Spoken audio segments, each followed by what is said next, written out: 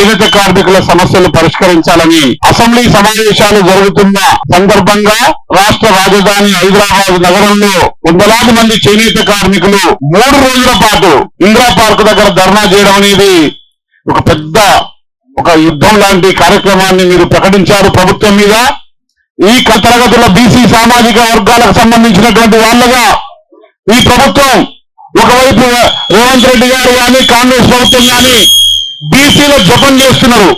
పైకి ఓట్ల కోసం, ఎన్నికల గారడి కోసం బీసీల జపం చేస్తూ మోసం చేస్తూ మన ఓట్ల కోసం అనేక రకాల గారడీలు ఆడుతున్నటువంటి పరిస్థితి కనబడుతున్నది. మరి వాస్తవంగా బడ్జెట్ లో కేటాయింపు చూస్తే గవర్నమెంట్ చెప్తున్న దానికి చేస్తున్న దానికి ఎంత తేడా ఉందో మీరు గమనించాలి. ఎందుకంటే బీసీ చేతి వృత్తిదారులలో ఇంతో అంతో మేధావి వర్గం అంటే చేనేత కార్మిక రంగ వర్గమే.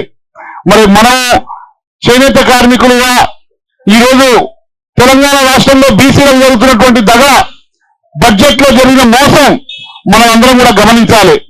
బీసీలో కామారెడ్డి డిక్లరేషన్ లో ఈ ముఖ్యమంత్రి ఏం చెప్పిండు, కాంగ్రెస్ ప్రభుత్వం ఏం చెప్పింది, కామారెడ్డి డిక్లరేషన్ లో ప్రతి సంవత్సరం 20,000 కోట్ల రూపాయలు కేటాయిస్తాం, కాంగ్రెస్ గవర్నమెంట్ వస్తే 5 ఏళ్ల పాటు 1,00,000 కోట్లు కేటాయిస్తాం మీకు అని చెప్పిండు.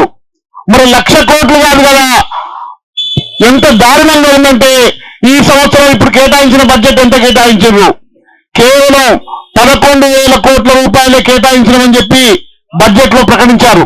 కానీ అవి కూడా ప్రకటించడం వేరు, వాటికి నిధులు విడుదల చేయడం వేరు. పేరుకే ప్రకటిస్తున్నారు కొన్ని, అవి కూడా, కానీ వాటిని నిధులు విడుదల చేసి ఖర్చు పెట్టి అవి మన వెనుకబడిన తరగతుల జీవితాల వెలుగు కోసం, మార్పు కోసం ఈ ప్రభుత్వాలు కట్టుబడి లేవనేటువంటి విషయాలను మనం గమనించాలి. లక్షల కోట్ల రూపాయలు పెట్టుబడిదారులకు, గుత్తేదారులకు, పెద్ద పెద్ద భూస్వాములకు, అనేక రకాల కంపెనీల యజమానులకు లక్షల కోట్ల రూపాయలు రాయితీలు ఇస్తూ, సబ్సిడీలు ఇస్తూ, మనకు మాత్రం మీరు అడిగినటువంటి మన బడ్జెట్ 4,000 కోట్ల రూపాయలు, 2,000 కోట్ల రూపాయలు చేనేతకు, 2,000 కోట్ల రూపాయలు పవర్లూమ్కు, 4,000 కోట్లే మనం అడిగినటువంటి బడ్జెట్ లో.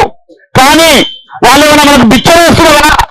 మన న్యాయమైనటువంటి ఈ జనాభా దామాషా ప్రకారంగా మనకు న్యాయంగా రావాల్సినటువంటి వాటాలు కూడా వాళ్ళు వేయకుండా, కనీసం మనకు కేటాయించినటువంటి కేటాయించకుండా చాలా దారుణంగా ఈ ప్రభుత్వాలు, పాలకులు చేతి వృత్తిదారులన్నా, బీసీలన్నా చాలా చిన్న చూపు చూస్తున్నటువంటి పరిస్థితి ఉంది. కాబట్టి మిత్రులారా, మీరు చేస్తున్నటువంటి పోరాటం న్యాయమైన పోరాటం, మీరు చేస్తున్నటువంటి డిమాండ్లు న్యాయమైన డిమాండ్లు.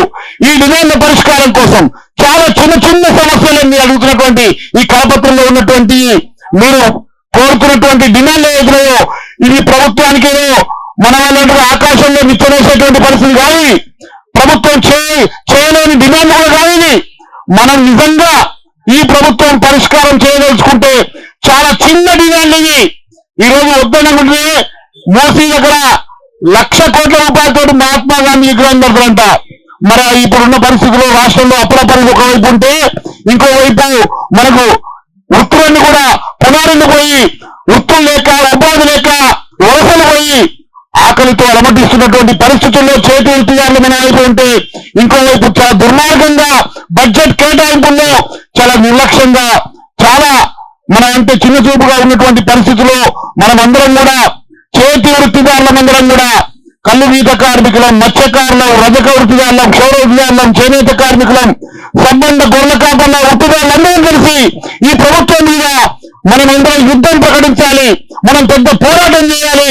పోరాటాల ద్వారా ఈ ప్రభుత్వాన్ని మెరుగుపరిచి మన న్యాయమైన సమస్యను పరిష్కారం చేయడం కోసం మీరు చేయబోయే పోరాటంలో, మీరు రాబోయే మీ పోరాటాల్లో కూడా వృత్తిదారులు మీరందరం కూడా వృత్తి సంఘాలుగా మీ అందరితో పాటు మీతో పాటు మేము కూడా కలిసి ఉంటామని చెప్పి ఈ పోరాటాల్లో మనం అందరం కలిసి రాబోయే రోజుల్లో బలమైన ఉద్యమాన్ని నిర్వహించాలని చెప్పి తెలియజేస్తూ మత్స్యకారుల సంఘం రాష్ట్ర కమిటీ తరఫున మీ అందరికి కూడా ఈ విధంగా ఈ పోరాటం చేస్తున్నందుకు సంపూర్ణ మద్దతు, సంఘీభావాన్ని కూడా మత్స్యకారుల సంఘం తరఫున తెలియజేస్తూ నాకు ఈ అవకాశం ఇచ్చేందుకు ధన్యవాదాలు చెప్తూ సెలవు తీసుకుంటున్నాను.